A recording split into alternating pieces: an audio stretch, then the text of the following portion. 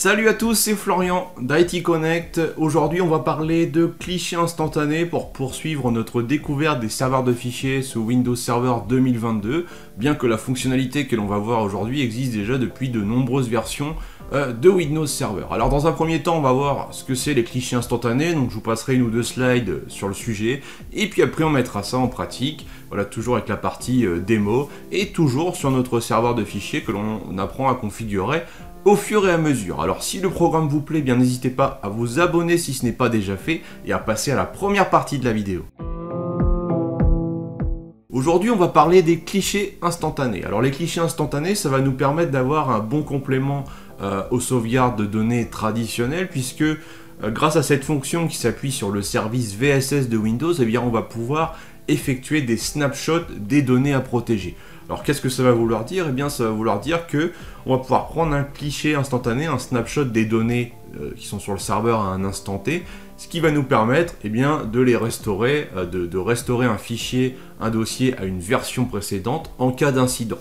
Alors un scénario qui est utile sur un serveur de fichiers, c'est de se dire que l'on va sauvegarder une fois par jour ces données. Donc on peut imaginer, et ça c'est le grand classique, la nuit, on fait la sauvegarde de ces serveurs, donc on va sauvegarder les données avec sa solution de sauvegarde. Et la journée, on peut se dire, tiens, on va faire des clichés instantanés 2 fois par jour, par exemple une fois à midi, une fois à 17h, ce qui nous fait des points de restauration intermédiaires. Et pour vous montrer un petit peu l'intérêt des clichés instantanés, je vais prendre un exemple très simple. On imagine un utilisateur qui arrive le matin au bureau. Donc il arrive, il est 9h, il va créer un nouveau document Excel. Donc ce document Excel vient d'être créé à 9h, il n'est pas dans la dernière sauvegarde qui a été réalisée quelques heures auparavant. Donc il va commencer à travailler sur ce fichier pendant plusieurs heures, continue à travailler voilà, jusqu'à 11h, midi, 13h, 14h, 15h. Et là à 15h, son ordinateur va crasher. Et malheureusement, quand il va redémarrer son ordinateur, eh bien, le fichier Excel est corrompu. Problème, on n'a pas fait de sauvegarde entre 9h le matin et jusqu'à 15h, puisqu'il n'y a pas eu de nuit qui s'est passée entre deux. Donc en fait, potentiellement, il a perdu son fichier, il a perdu des heures de travail. Et bien grâce au cliché instantané, on va pouvoir, si on part du principe que l'on a fait un cliché instantané à midi par exemple, eh bien, on va pouvoir lui restaurer son fichier dans l'état tel qu'il était à midi.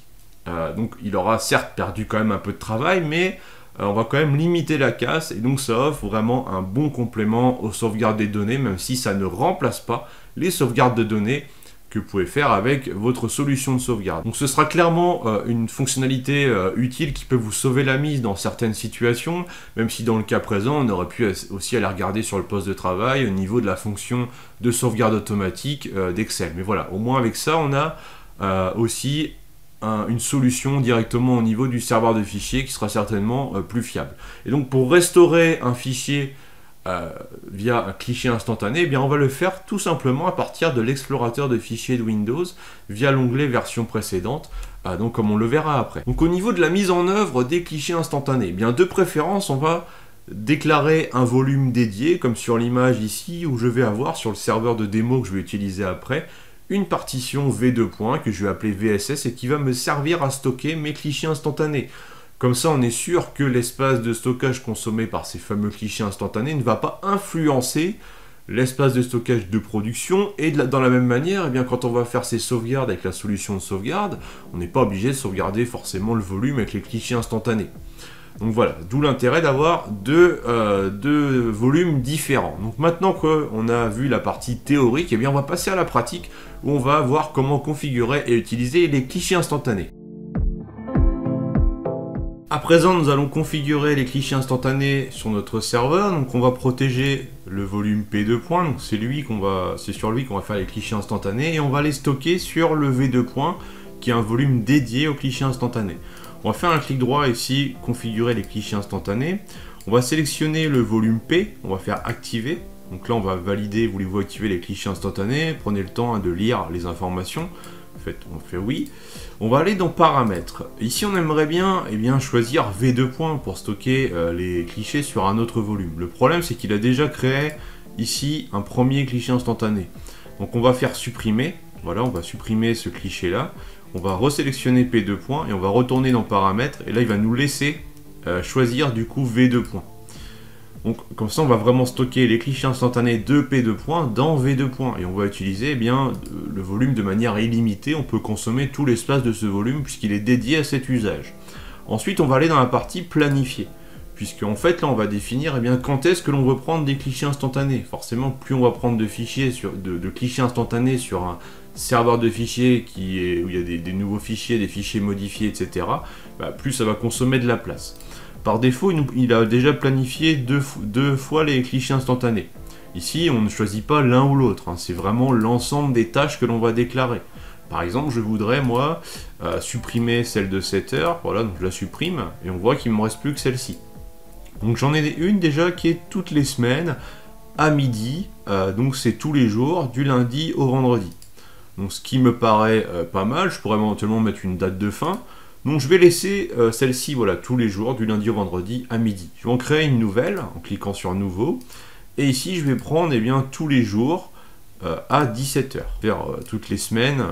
Et je vais remettre il faut bien prendre toutes les semaines pour pouvoir mettre du lundi au vendredi, parce que si on met tous les jours, il prend vraiment tous les jours de la semaine, y compris le week-end. Voilà, on a aussi d'autres options.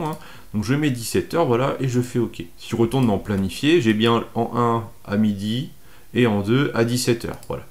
Donc là, du coup, mon serveur de fichiers va prendre un cliché instantané à midi, à 17h, du lundi au vendredi, ce qui me permettra de restaurer éventuellement les fichiers en pleine journée, dans le cas où il y a un fichier corrompu, un fichier qui a été modifié par inadvertance, etc. Et si on voudrait prendre un cliché dès maintenant, on pourrait faire tout simplement créer, et il va créer un premier cliché instantané, qui va permettre de prendre une photo à l'instant T, de l'état des fichiers qui sont stockés sur le volume P2. Donc voilà pour la partie configuration. Maintenant on va voir ce que ça peut donner quand on va vouloir exploiter cette fonction-là.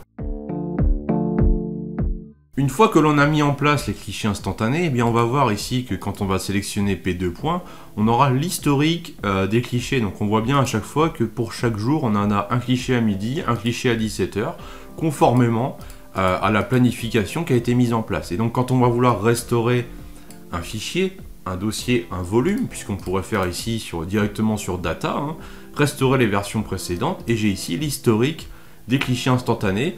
Je pourrais ouvrir restaurer. Donc attention avec ça, on parle vraiment ici de la restauration d'un volume complet. Par contre, au niveau d'un fichier, donc si je vais par exemple dans Partage, Documents, si je prends mon fichier important ici, que je regarde les propriétés, dans la partie version précédente, on voit que j'ai une version précédente. Effectivement, je n'ai pas autant de versions précédentes qu'il y a de clichés, puisque d'un cliché à un autre, le fichier peut rester le même s'il n'a pas été modifié. Donc on voit ici que j'ai une autre version. D'ailleurs, si je fais ici, voilà, donc je vois IT Connect, www.itconnect.fr, si je me dis, ah zut, je voudrais restaurer la version précédente parce que j'ai fait une mauvaise manipulation, donc là je le fais depuis le serveur, je pourrais aussi le faire depuis un poste de travail, je vais dire, tiens, je vais regarder ce qu'il y a dans cette version-là, donc je vais faire ouvrir, et là effectivement on voit que c'est pas le même contenu, que là c'est sur 2 lignes, tout à l'heure c'était sur une seule ligne, et donc je pourrais du coup restaurer, en cliquant ici, en validant, je pourrais restaurer cette version-là sans avoir à utiliser ma solution de sauvegarde, puisque là on s'appuie vraiment sur les clichés instantanés.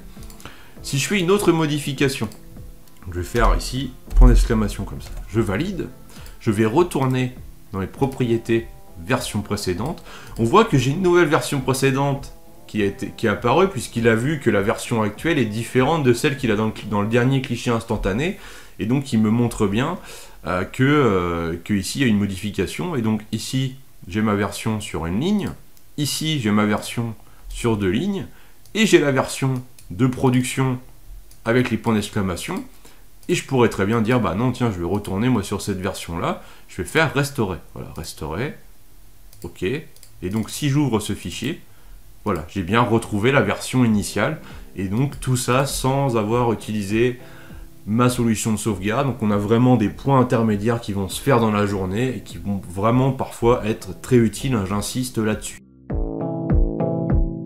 Voilà, nous venons de voir comment configurer les clichés instantanés sur notre serveur Windows Server 2022. N'hésitez pas à tester de votre côté et à mettre ça en place si vous y voyez un intérêt par rapport à l'activité de votre entreprise, notamment si vous utilisez de manière intensive le serveur de fichiers, je pense que c'est intéressant. Voyez aussi au niveau de la volumétrie disponible que vous avez sur votre serveur. Et puis si vous avez un retour d'expérience à faire sur cette fonctionnalité, eh bien n'hésitez pas à laisser un commentaire sur la vidéo. Si vous avez une question de la même manière, vous pouvez laisser un commentaire. Et en tout cas, comme d'habitude, n'hésitez pas à liker, partager un max. Et je vous dis à très vite. Ciao.